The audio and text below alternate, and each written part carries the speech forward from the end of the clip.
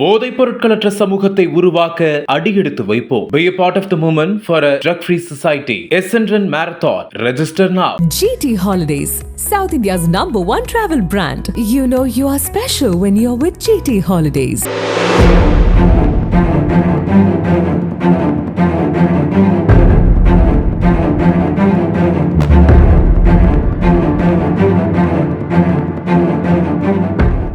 தமிழ்நாட்டில் உள்ள அனைத்து மாவட்டங்களிலும் புத்தக திருவிழா நடத்தப்பட்டு வருகிறது.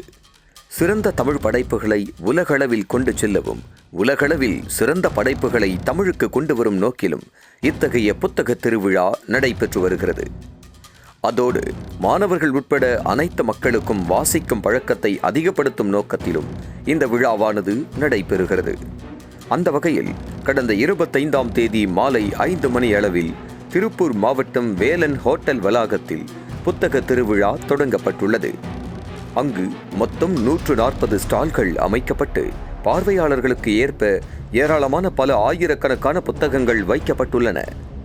25ஆம் தேதி தொடங்கிய இந்த புத்தக திருவிழா பிப்ரவரி மாதம் 2ஆம் தேதி வரை நடைபெற உள்ளது. இந்த நிலையில் நேற்று நடந்த புத்தக திருவிழாவில் திரைப்பட இயக்குனரும் பெரியார் பற்றாளருமான கரு பழனியப்பன் சிறப்பு விருந்தினராக பங்கேற்றார். அப்போது மேடையில் RSS குறித்து பேசிய கரு பழனியப்பன், மகாத்மா காந்தியை சுட்டுக் கொன்றது RSS தான் என்றார். காந்தியை கொன்ற பிறகு இந்தியாவுக்கு காந்தி நாடு என்ற பெயர் சூட்ட பெரியார் கோரிக்கை வைத்தார் என்று கூறினார். இதை கேட்ட திருப்பூர் மாவட்ட RSS தலைவர் மோகன சுந்தரம் கரு பழனியப்பன் பேச்சுக்கு கடும் எதிர்ப்பு தெரிவித்தார்.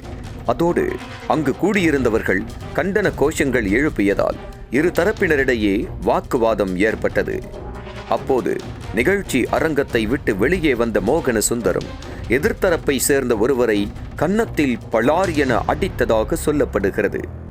இதனால் ஆத்திரமடைந்தவர்கள் மோகன சுந்தரத்தை சுற்றி வளைத்து சரமாரியாக தாக்கியதாக சொல்லப்படுகிறது. அந்த நேரத்தில் பாதுகாப்பு பணியில் ஈடுபட்டிருந்த காவலர்கள் அவர்களை எவ்வளவோ தடுக்க முயன்றும் இந்த தாக்குதலை நிறுத்தவில்லை. இதனால் அந்த பகுதியில் பரபரப்பான சூழல் நிலவியது. இந்த தகவல் காட்டு தீ போல் பரவியதால் இந்து முன்னணியின் மாநில தலைவர் காடேஸ்வரா சுப்பிரமணியம், மாவட்ட பாஜக தலைவர் செந்தில்வேல் உட்பட RSS, இந்து முன்னணி உள்பட பிற இந்து அமைப்பினர் உள்ளிட்டோர் சம்பவ இடத்தில் திரண்டு தர்ணாவில் ஈடுபட்டனர். RSS மாவட்ட தலைவர் மோகன சுந்தரத்தை தாக்கியவர்களை கைது செய்ய வேண்டும் என வலியுறுத்தி அவர்கள் தொடர் போராட்டத்தில் ஈடுபட்டனர். சம்பவ இடத்திற்கு விரைந்த போலீசார் அவர்களை சமாதானம் செய்து அங்கிருந்து அனுப்பி வைத்தனர்.